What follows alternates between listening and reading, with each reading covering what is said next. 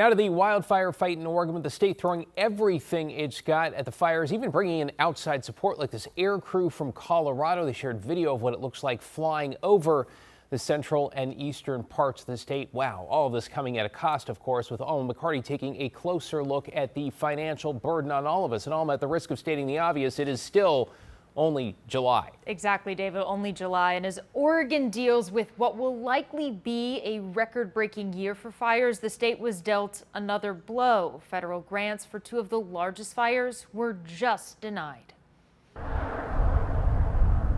At more than 1 million acres burned and thousands of Oregonians under some level of evacuation, state leaders are calling the current fire situation a dire one, the worst in the nation.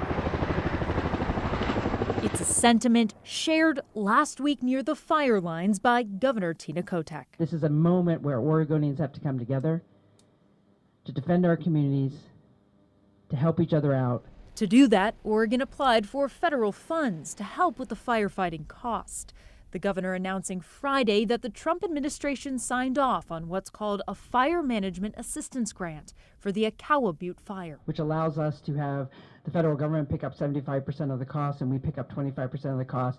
So when you see that level of commitment from the federal government, you know this is a big fire. But the feds denied assistance on two of the largest fires in the state. The East Evans Creek, with firefighting costs to date estimated at $60 million, and the Rowe Creek Complex, an estimated $14 million firefight so far. It's hard to tell what the number should be until we understand how the federal government's going to be joining us to cover the cost.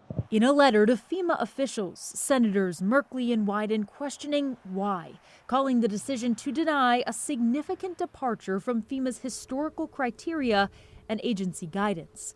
They say both wildfires met the threshold for aid. Although Oregon's far from tallying up a final cost, a rapidly intensifying fire season is sure to rival 2024's. Governor Kotek called in the legislature for a special session late that year, where lawmakers approved $218 million to pay unpaid wildfire bills. And at last check, the governor said she is not calling for a special session at this point, though she has already declared a statewide emergency so Oregon can be flexible with the dollars it has. David? A lot of questions, and it's still early in the season. Thanks so much, Alma.